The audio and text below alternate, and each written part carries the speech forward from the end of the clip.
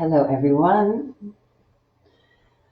and welcome to day 30, one whole lunar month of our online Facebook yoga practice. I thought Yodi was so nice in the center that I'd give her the floor to start. And I do have the fire on today. We are focusing on Manipoora Chakra. Now, as I speak, you can start to come into a comfortably seated position and start to find your regular breath. And just a reminder, of course, that each of these practices dedicated to one of the chakras that we are doing this week are based on Swami Satyananda Saraswati's Kundalini Tantra classic version. And each of these is designed to be practiced for 1 month. So today, there are several things that we probably have not done yet for that month. As I'm speaking, of course, you are continuing to breathe, finding your natural rhythm, lengthening the spine, starting to investigate the space in the balloon in your belly. And there are several practices related to Manipoora Chakra. One of them is Agnisara Kriya. Now, Agnisara Kriya is it's a breathing technique. We are going to do it today. And it's a prelude to many of the bandhas, specifically Udayana Bandha and Jalahara Bandha, which happen in the lower and mid regions of the body. But before we do that, we do have to master the Agnisara Kriya, and we will not be able to do that all completely in one class, but that will be our first practice today after we warm up. So continuing to breathe nice and deeply. By now, the balloon in your belly is activated, feeling the periphery of that sphere just pulsating with the slowing down of your breath, and enjoy that control of that function of your body. Being able to use the mechanism of the breath to have such a powerful impact on the respiratory system and change the chemical reaction of the body simply through the oxygen levels.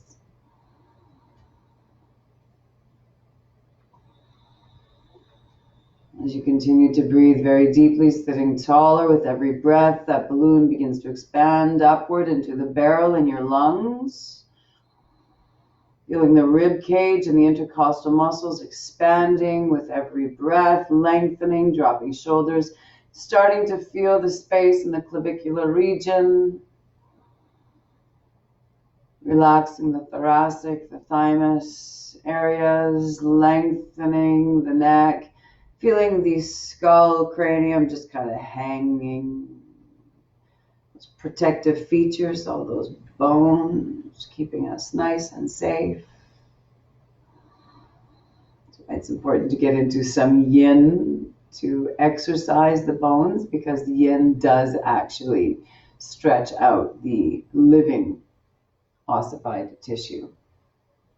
Now today we will be doing some yin practices, but we will be moving as well as we focus on Manipoora Chakra, which is the third. It's in the belly. It's related to the abdomen, but it is in at the third part of the lower spine, in the third vertebrae going up in the lumbar region, and that is associated with our digestive fire, hence the burning fire.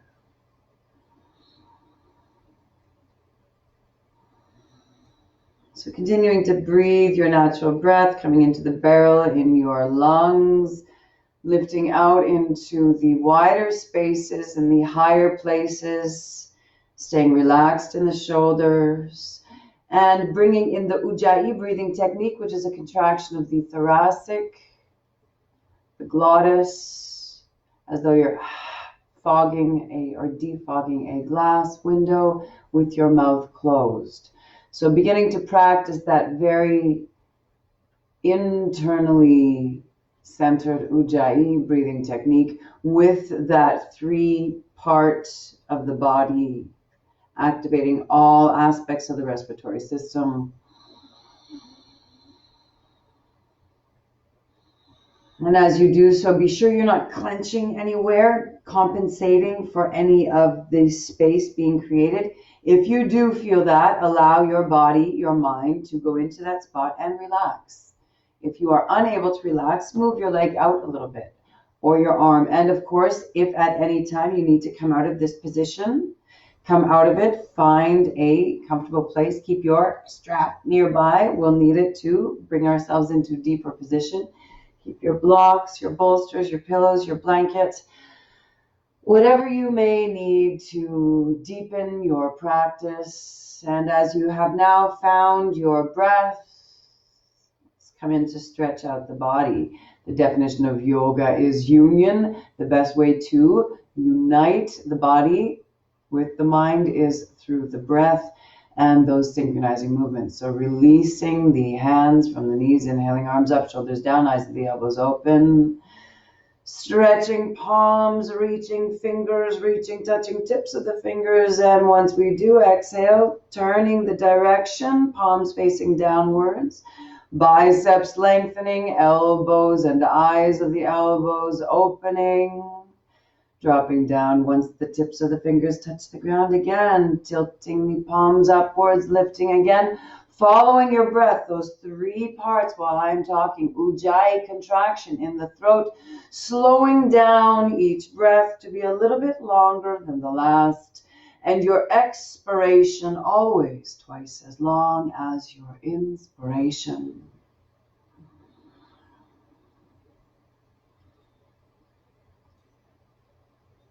On your next inhale, arms up out to the side. Let's stretch out the neck. So continue to bring the left fingers into the right temple. Right palm facing down, fingers touching the tips. And again, nodding chin into the chest. Breathing as we lift, exhaling as we drop. Nice and slow, very controlled. The slower you go, the deeper the benefit. This is a yin-based practice. Not all of our asana or not all of our poses will be held for lengths of time. Let's change sides. But we are working in that more restorative realm. We are not doing the more cardio initiatives as with Ashtanga or even some vinyasa. Bringing the chin down as close as you can to the chest, to the sternum. Gentle when you come back, nice and slowly. And inhaling, arms up, out to the side again. Now the wonderful armpit breath stretch. So let's start again with the left fingers. Bring them just outside to the left chin and tucking that chin downward so the chin and the nose come towards the armpit. And we want to keep the arm lifting. And if you're not entirely comfortable with the chin, you can come into the side of the head or anywhere that you might feel, as long as you're getting a little bit of an angle and you're not interfering with the breath. You should be always inhaling through the nose, particularly in cold and flu season. A lot of that cilia will help to filter out, not the biggest, baddest of the ugliest germs, no, but it will keep your lungs clean to be able to better deal with those microscopic germanoids. On your next inhale, let's come up to the other armpit. So arms out to the side, dropping the shoulders, dripping the bones down the spine. And opposite side, so bringing the fingers either to the side of the chin, keeping the opposite elbow up, and really stretch through the armpit. Breathing nice and deeply. Inhaling, arms out to the side again. And all together now, both hands in, interlace the fingers, in come the elbows, making a bit of a cavern for yourself. pardon me. Inhaling, lift, and really feel it from the lower back here. Imagine there's someone kind of pushing you forward from that lower torso. So forward and up, right? So kind of just having yourself lift.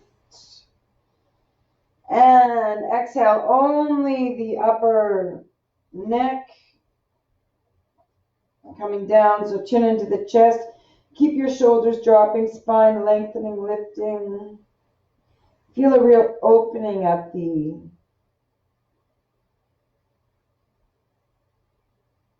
base of the spine, all along the shoulders.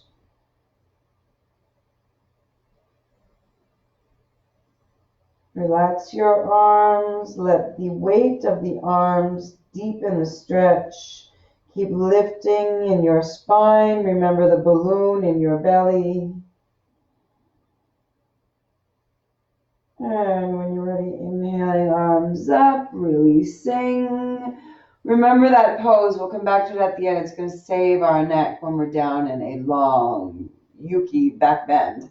Fingers pointing towards you, palms facing flat down. Again, anytime our hands are pushing anywhere, even into the ether, that first knuckle of that pointer finger wants to take the weight. Now, that's particularly important as we have grounding under us. And inhaling, lift, keeping the chin forward, tucked into the chest, shoulders down. You feel the biceps working here. Tuck your tailbone, squeeze your bottom. We're going to come into a Vajrasana. So if you'd like to come back down to your bum first, that's fine. Otherwise, just kind of tilt the legs forward and coming up, Vajrasana, where we are sitting on our heels. And here we will come into our Agnisar Kriya. So the Agni is fire in Sanskrit. And we want to always keep that burning, that digestive fire, not only digestive with the nutrients, but the processes, the experiences of life. During a yoga practice, even in the most intense hot yoga or Ashtanga yoga sessions, one ought not drink water. That's something that I try to respect in order not to quell the rising Agni. So sitting in Vajrasana, let's keep our toes together. Open your knees, not quite so far that we're in a Bhadrasana, but just, Bhadrasana means that our pelvic floor is pressing into the ground, but just as far as you're comfortable. And we want to keep the arms lengthening. Okay, so the arms are going to be on our knees, and we're going to create a bit of a cave. Okay, so we don't need the knees wide open. We're not going into a big knee stretch. We want to create a bit of a back rounding and a bit of a concave place for our breath to go. We're also going to be working on a tongue breath here and a little bit of a panting breath. Now, if you have hypertension, if you're pregnant, if you have any issues suffering from high blood pressure, heart disease, ulcers, even if you've had recent surgery, please don't do this practice. And just sit and come into your regular Ujjayi breath, following those 3 dimensions. That in and of itself is a wonderful practice, very grounding. If you would like to begin the Agnisara Kriya, we're going to round the back, lengthening the arms, keeping the shoulders down, and tongue will come out, and we're going to breathe panting like a dog, okay? Now, the belly is going to be doing the majority of the work. The diaphragm will be doing the majority of the work. So we are expanding and contracting the diaphragm. The respiration should be in harmony with our movements. So make sure you're not just moving the diaphragm as its own muscle, but that the diaphragm is being used as that oxygen pump. Okay, and we do want to do this not as fast as we would be doing a Kapalbhati or a breath of fire, but still quick enough that it is a little bit faster than our normal breath as a pump. So hands on the knees, lengthening the arms, rounding the back, and when you're ready, tongue coming out and breathing deeply. Feel the abdomen contracting, lifting, and rising. Tongue is out, trying to get to the chin. Chin is tucked into the chest.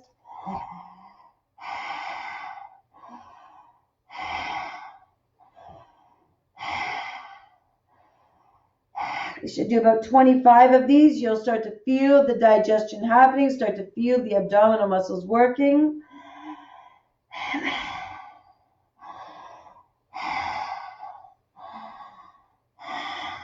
Your legs are active here as well. We don't want to melt down into the feet, but let the legs keep that back rounding. It is, of course, the breath that does the chemical change in the body. It is not only the movements of what is the alleged yoga.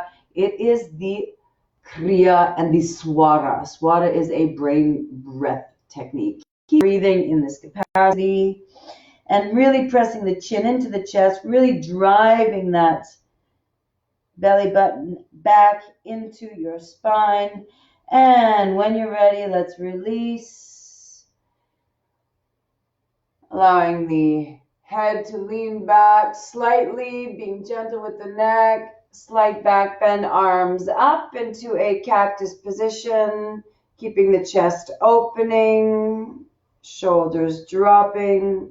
And that breathing technique, of course, gets into that simha or the lion's breath technique. And all of those belong to the facial yoga exercise practice, wherein we are fighting off jowls and other falling skin aspects of the face. It's always a good thing.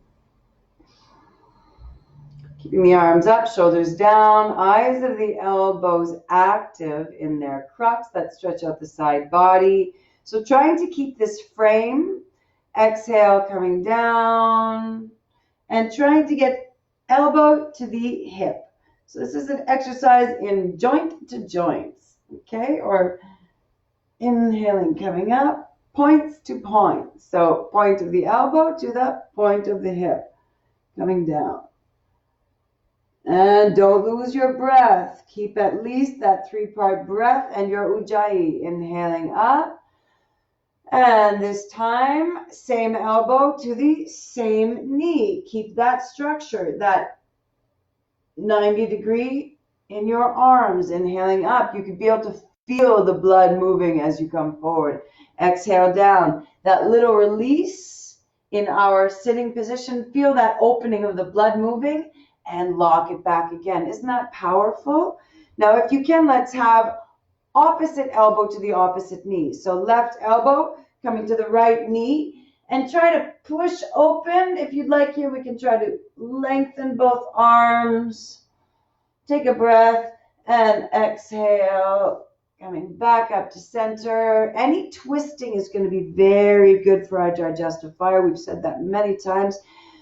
Exhale, opposite elbow to the opposite knee. Oh, it can be a bit tight sometimes. Use that bone for leverage. Inhaling up. You can lengthen the arms if you like. And exhaling down. Beautiful. And back up.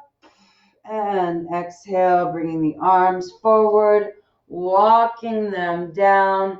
Now, we're not going to come all the way into a child's position just yet. We're going to do a bit of movement, child table, and into the cobra bow. So if we're sitting again in our Vajrasana, walk the fingers out until you feel your bottom starts to lift. Don't let it lift, just feel it wants to start to lift. And once it does, that's your point. So push into the first knuckle there and inhale, lifting, rounding. Keep the nice round spine and feel the blood going down to the tips of your toes. Drop your hips down and lower back. Inhale.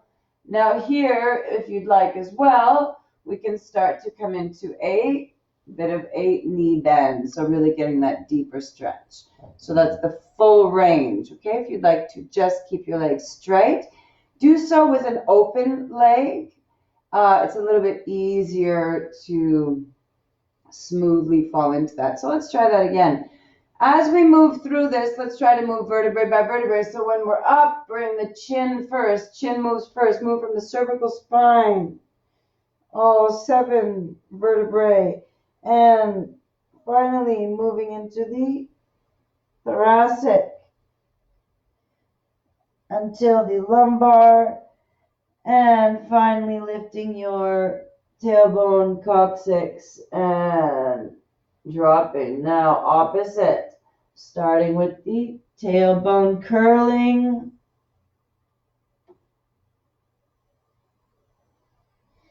And here, the last thing to come up is your head. Now, legs should be separated, even a foot or a foot and a half. Follow your breath nice and slowly.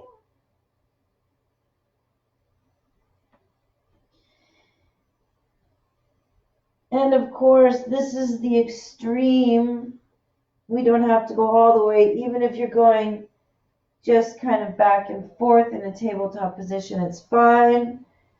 Otherwise, exhaling down. Let's keep the legs lengthening.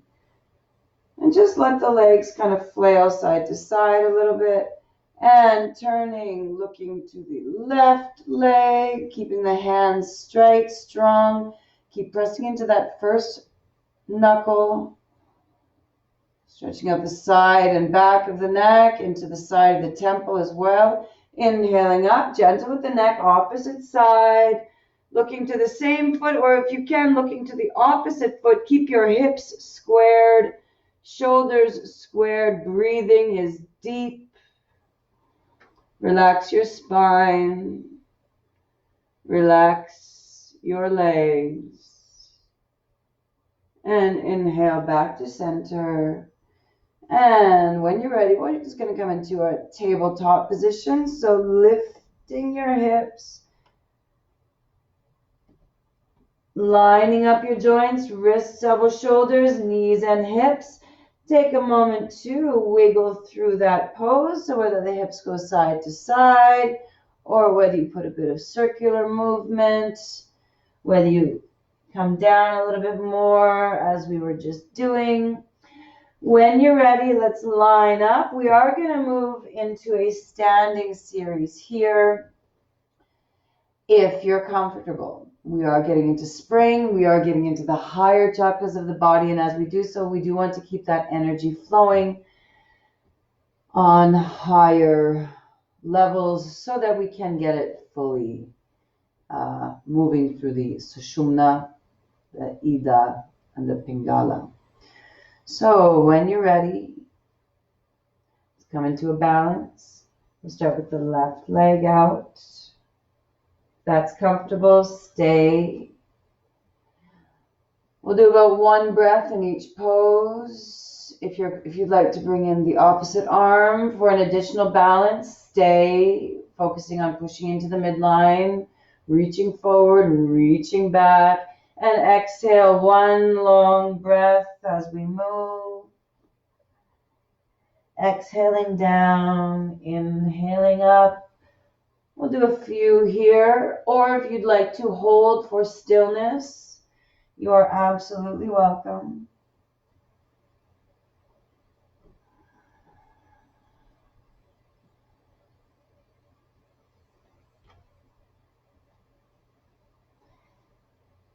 And when you're ready, we'll come into a bind. And really let the belly drop here. Feel the twist, feel the pressure. The Manipoora chakra is located in the front of the spine. So it's not in the stomach itself. It is still on the spine, but it is on the front part. So feel that activation. And exhale, drop down. Do the same on the opposite side. So right leg now. Finding your balance, whether the arm is included or not, it's up to you. Keep your focus on that first knuckle.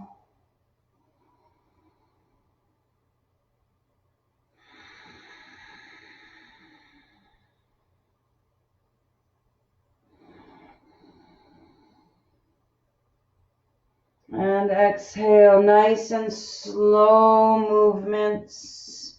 Really moving from the Manipoora region. Now, this area, it is our digestive fire for food, for thought, for life. But it is also, as we have said, the Muladhara is the seat of the Kundalini. The Svadhisthani is the home of the Kundalini. Let's come into a balance on your next inhale. Lifting, binding, reaching up. Muladhara is the true awakening of your Kundalini. For if you have been able to get it past the Muladhara and Svadhisthana animalistic realms, according to yoga tradition, and you have made it into the more human aspect of the Manipoora, you shall never fall down again. You have conquered those earthly, humanly realms, until you say you've conquered them, of course. The practice only works if you continue practicing. Let's exhale, release.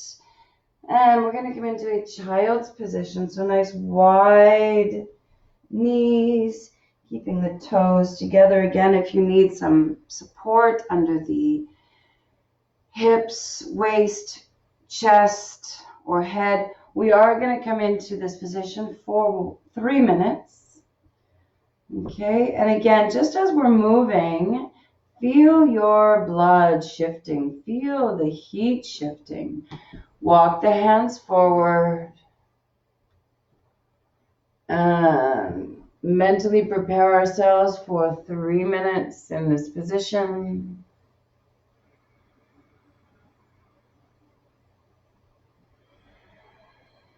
And relax.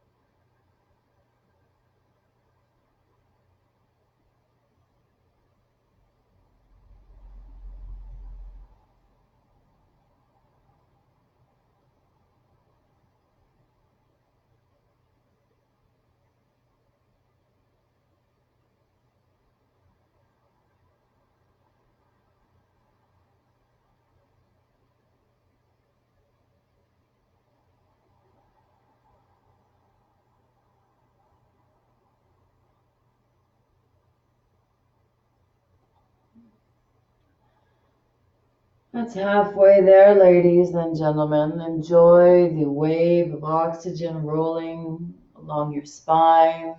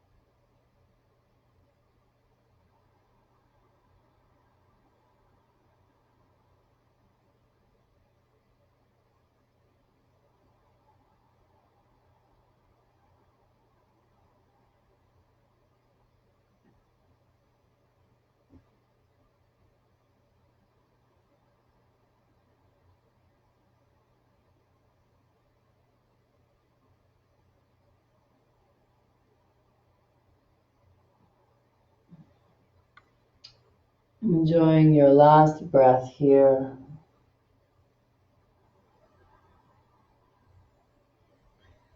When you're ready, pushing that first knuckle again into the ground, keeping the chin into the chest, rolling up with a nice round back. As we've been doing, feel the blood releasing into your tips of your toes. Let the hips hang down. We'll come back into that cobra bow for just a minute, stretching out the neck and lifting the hips. We're going to come into a downward dog here.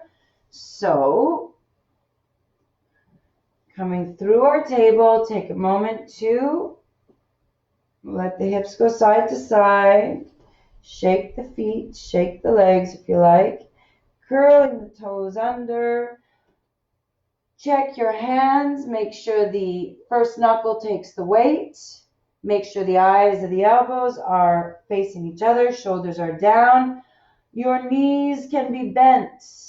Your thighs should be touching your abdomen upon the first instance. You're getting a deep stretch in the armpits. The shoulders are down. Chin is tucked into the chest. And if you feel comfortable, you're able to straighten your legs, trying to get the heel to touch the ground. But let's put a bit of a movement, bicycle, or lifting the heel, a bit of a walking, one at a time, or both, whatever you might feel. And if you feel really mobile, then you can start to follow that same type of movement as we did when we were on our knees. Remember to lead from the both Ajna Chakra in the center of the forehead, as well as the Muladhara Chakra in the base of the spine. When you're ready, let's lift the left leg nice and high. Don't lose your upper positioning. And exhale, bringing the knee towards the nose. Don't drop it. Use your abdominal muscles here. Yes, this is where the Manipoora Chakra is. Exhale and bring your elbow to the outside of your knee for a touch. And inhale up. Bring your knee to the inside of your elbow for a touch. And bring it up. And exhale, let's take a big step forward into our front lunge. You can drop the back knee down, stepping forward, exceeding 90 degrees slightly. If we were up here, 90 degrees in the hip, we would exceed 90 here.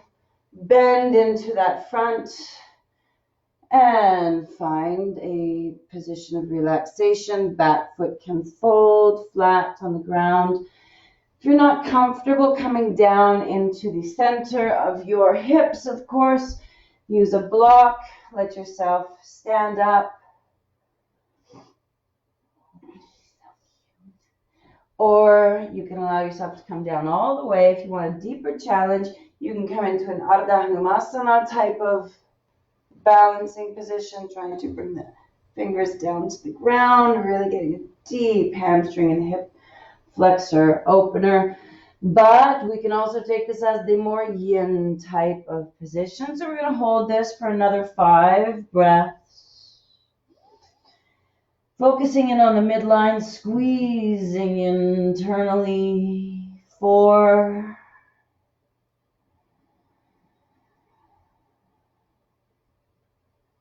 3,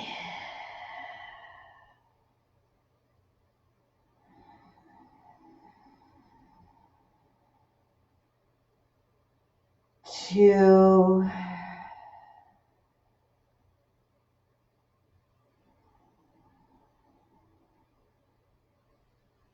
1.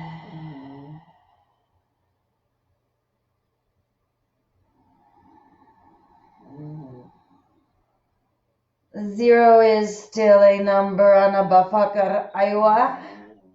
On your next inhale, lifting, shifting the weight back, lifting the head, lifting the toes, pushing the heel away from you. And finding 90 degrees in that back leg. So if you need to adjust yourself a little bit, excuse the little puppy snoring in the back, and exhale. It is the sound of the ocean, the natural, soothing sounds of dog snore ocean. We'll hold here for 5 deep breaths.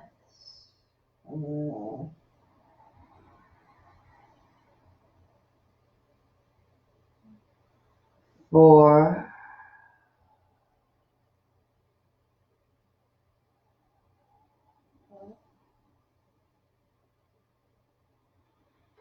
3.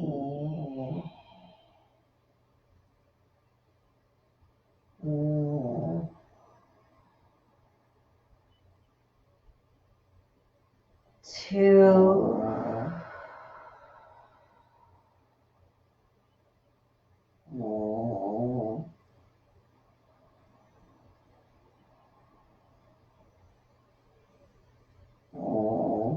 1.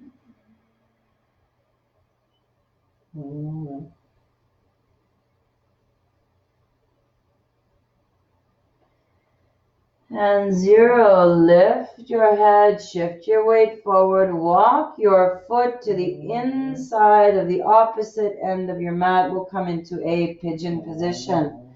So if this is a little bit tight, you can bring the block or pillow under your bent leg. That'll help to balance your hips and reduce or relieve, hopefully entirely, any pressure that you're feeling in the joints.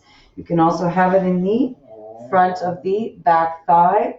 Otherwise, you can just bring if your hips are a bit tighter, bring your heel closer into the groin and just hold yourself up a little bit more, or have a block or pillow. Again, it's nice to have a bit of a hard surface to press that Ajna Chakra area in. Whatever position you find, again, we're going to hold this for about 2 minutes.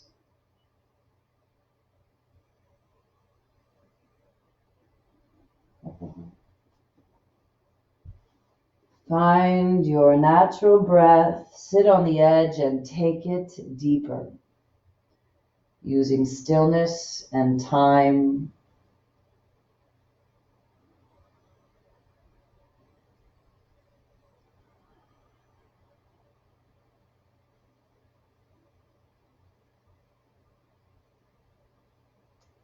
Now, as we focus on the Ajna Chakra, as we said in the beginning, there are different breathing practices, different Kriya activations, but fasting with drawing regular dietary habits can be advantageous in the right conditions, under the right circumstances, and of course with adequate knowledge. That's just over 1 minute here. Let's continue to hold here.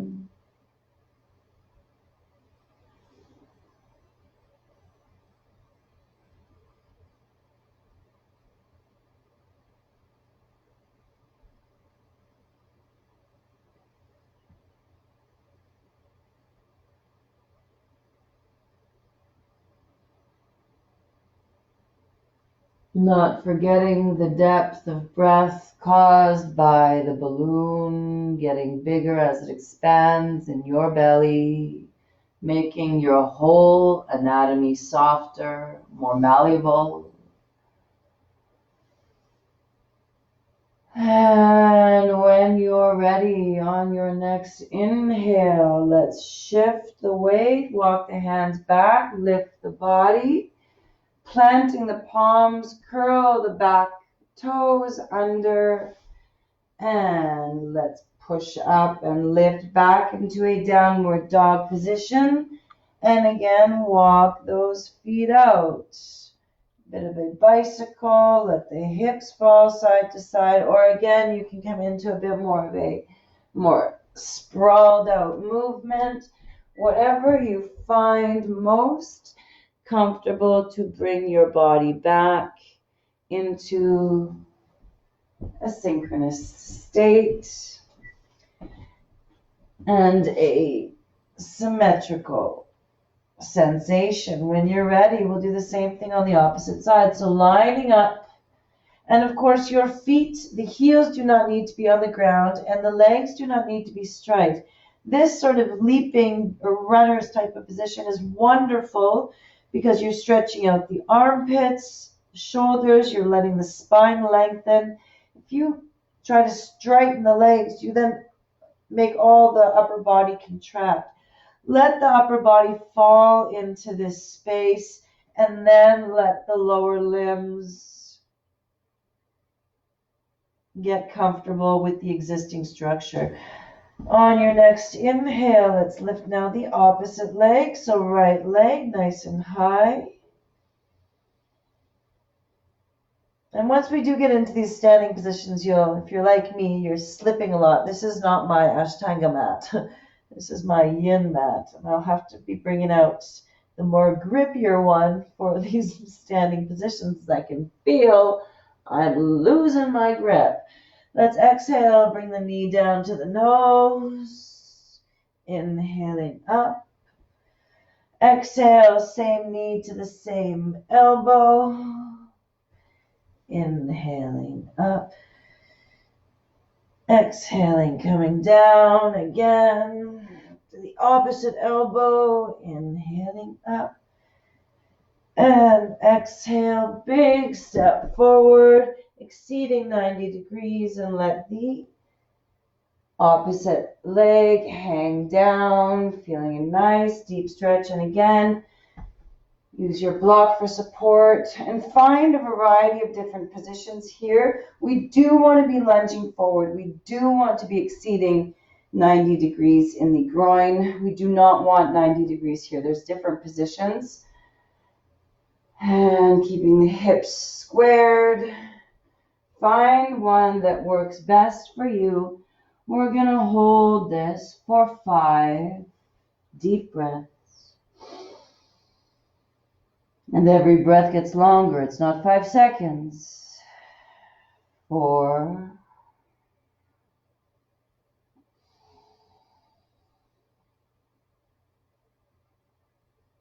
3. As you breathe, feel the pockets, feel the pressure coming into the body, finding and reclaiming more space.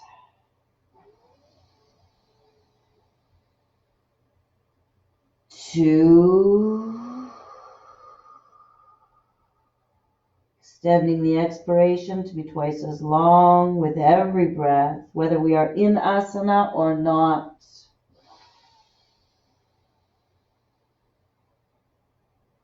1, squeezing into the midline, really relaxing the upper back.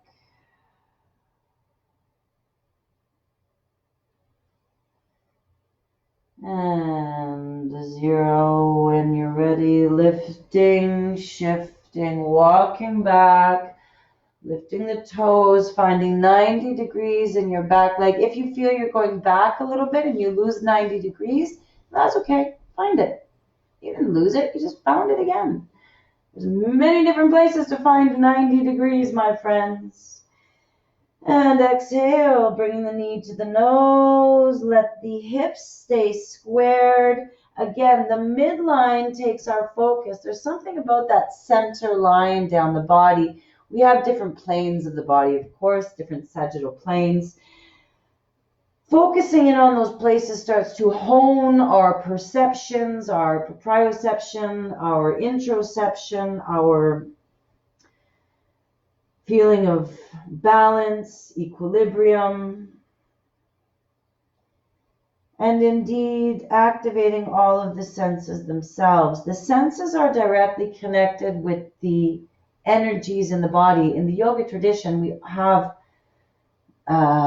several energies. Prana is one of the main energies that we are always ingesting. Prana moves primarily through the oxygen coming in, and it's worked with the diaphragm. It's at about 2 seconds now. We'll hold for another few breaths.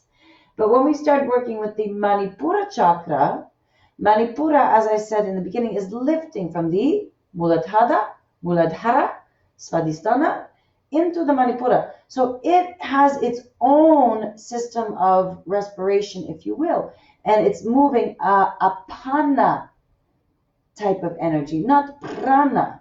We have 5 different energies in the body, and we'll get into those. Prana is the main one, apana is the secondary. Together, once they start to work, once we start to reverse their natural channels, that's when we start to feel the effects on the body, and we start to move and control those different vital forces. On your next breath, inhale, lifting, shifting, walking the foot forward, finding a position of comfort, using a block to adjust if you need. And when you're ready, keeping the hips squared, arms coming down, we're going to hold this for 2 minutes. Find your place of comfort and mentally prepare yourself and relax.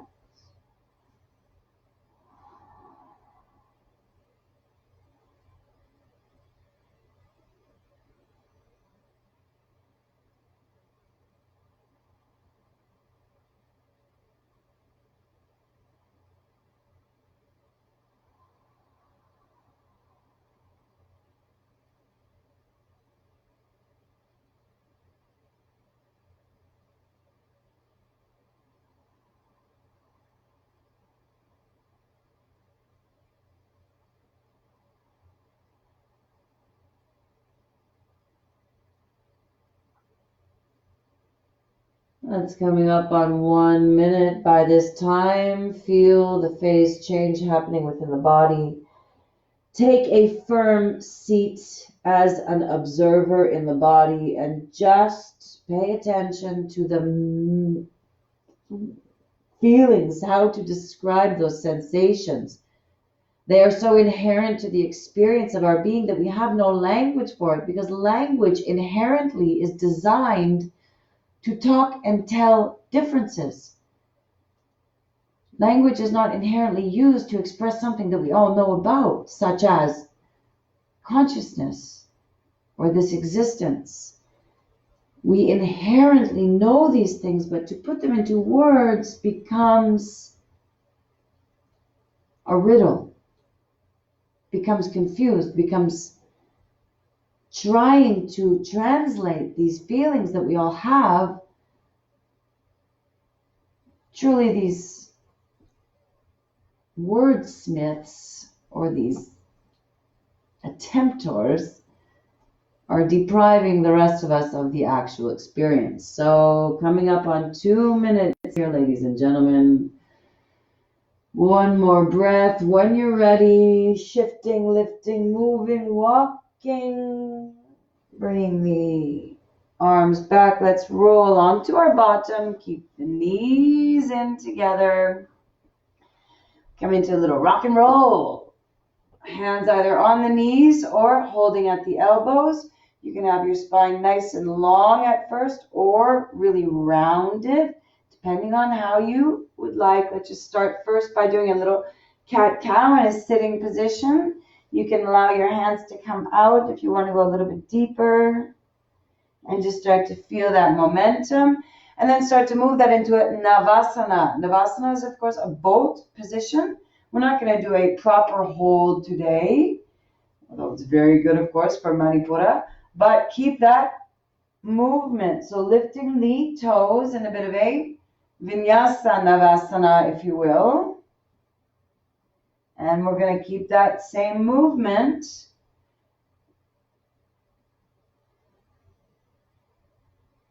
Massaging out the lower back.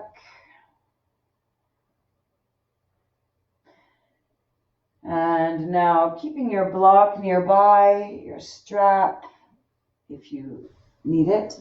But the block, primarily, we are going to put it in our backs, and it doesn't have to be so high. What we just want to do is activate that Manipoora chakra. So as we said, it is just in about the third vertebrae of the lumbar spine, on the interior of the spine, activating the digestive realm. So we don't need a ferocious high level, medium, low, or even a bit of a rolled up towel, a pillow, whatever you need. But I do want you to try to put it a little bit in the lower back. So if it's not easy to get there, drop it down a notch. Okay, we're going to hold this just for a minute or so, but to activate the lower back, because as we've said, often we psychologically expect the organs to be the front of the body, but often the inlets to them are in the back. Now I'm going to keep my knees bent here. You're welcome to straighten them. Allow the breath to deepen. If you feel once you're there you'd like to come a little bit shallower or deeper, do feel free to adjust. Make sure you're getting just under the hips, just above the tailbone, so not quite in the lower Svadhisthana region, but kind of across the upper tailbone. You can even let your hips really hang out to the side if you'd like. And just starting to reverse that energy, aren't we? As I said, the prana travels through the breath, primarily down to the diaphragm. It is controlled by that organ. It is related to that organ. The apana, related to the Manipoora, travels from the Muladhara through the Svadhisthana into the Manipoora chakra. That is its range. So we want to get the energies flowing in both directions, not just that one direction of the tumbling sands of time, right? Basically, this is what yoga does. It takes that hourglass and it balances it, or even at times starts to reverse it. I just had my birthday. I turned 97 years old. Happy birthday. Stay here for another few deep breaths. And if you are comfortable, if you have no neck issues, if you are not menstruating, I'd like you to stay here if you would like, or come out of it, of course. Otherwise, bring your hand to your block, hold on to it, get a bit of a shoulder stretch there as well, and start to inhale, lifting the left leg, coming up. Really feel a nice deep pressure on that spine, and exhale, coming down. Same thing, what we do to one side, we always do to the opposite side, promoting symmetry in the body and helping to tear away those experiences of our lives which have inevitably been unsymmetrical. When you're ready, both legs together in a bit of a pike. So inhaling both legs up, feeling the pressure in the entire lower back. So not just the Svadhisthani, not just in the sacrum or the tailbone, but starting to feel through the lumbar spine. Inhaling up, and let's hold this for about a minute. Relax your shoulders, palms can face upward, close your eyes, and breathe into your belly.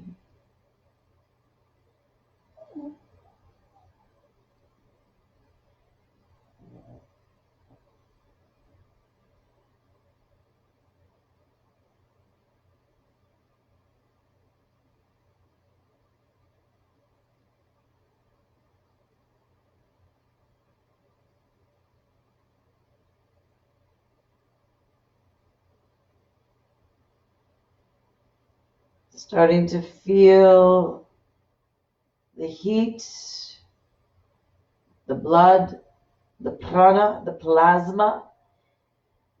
Starting to feel the systems reverse. They feel confused. They don't know what to do. We don't live like this. We are not obeying gravity. And that is confusing to the systems, but it is exhilarating. It is proof that rules were meant to be broken, because when they are, we find nectars of immortality. Continuing to breathe very deeply. If you're extremely tempted, do feel comfortable to come into a more deep halasana position. Do not feel obligated. Here we are contracting, of course, into the different holds in the body. If you've come into a halasana, you can remove your block. Otherwise, let's slowly, everybody begin to return into a two-leg raised position.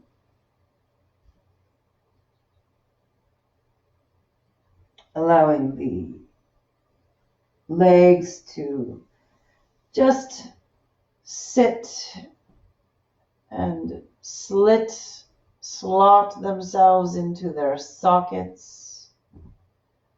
Relax the spine, relax your shoulders. Allow the blood to flow from the tips of the toes, leaving the extremities of the body back to the core, where it is most required.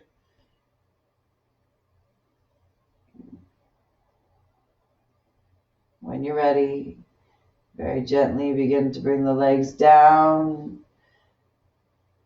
and into Shavasana. Close your eyes. Feel the heat shifting as the blood returns. Your eyes closed, heart open, breath deep, body soft. Very gently start to scan your consciousness through the body, rotating your mind, searching for any places of tightness or tension. Should you find them, be they physical, mental, or otherwise, allow them to exit the body with your exhale. Release them back to the ether from whence they came. They do not belong to you. Do not hold on to them. As you continue to breathe, visualize bright, healing oxygen and light entering the body, whether it's through the cavities of the respiratory face, whether it's through the crown of the skull, whether it's through the pores of the body, whether it's through osmosis, whether it is through the chakras. Breathe and feel the life force entering your living, breathing, beating human body. If you can hear me, you are a lucky motherfucker.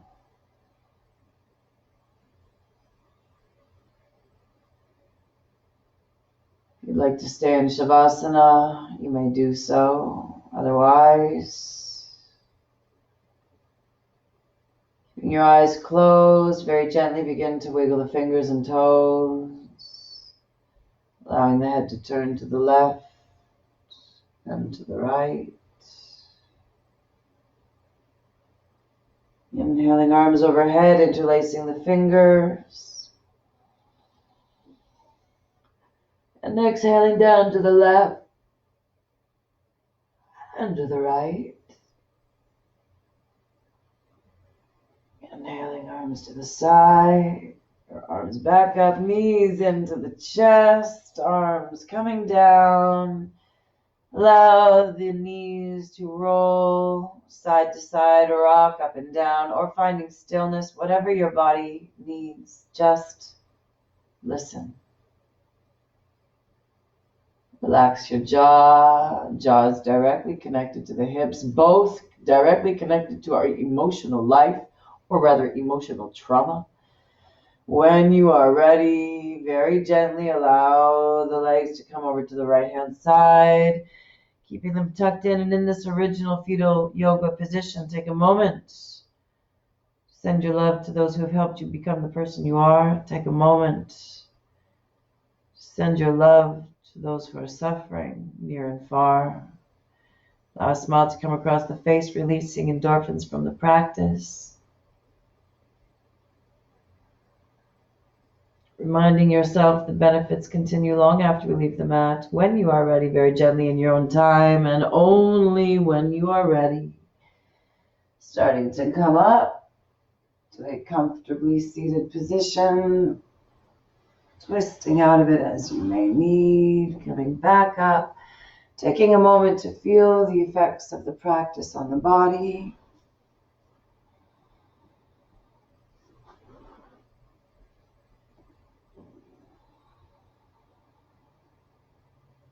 Palms down, revering knowledge. Palms up, seeking knowledge. As is traditional to close the practice and the creation of vibration and the deepening of breath. When you are ready, bring the hands into the heart, thumbs into the sternum, fingers away from the thumbs.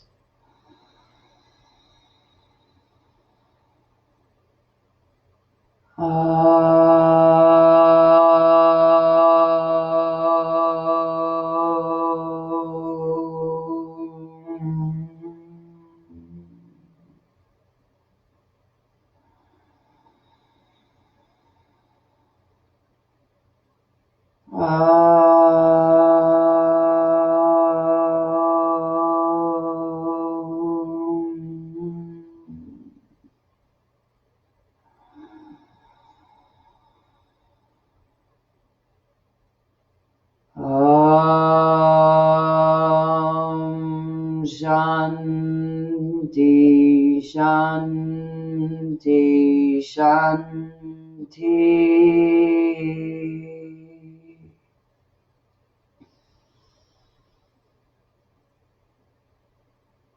Atma Namaste.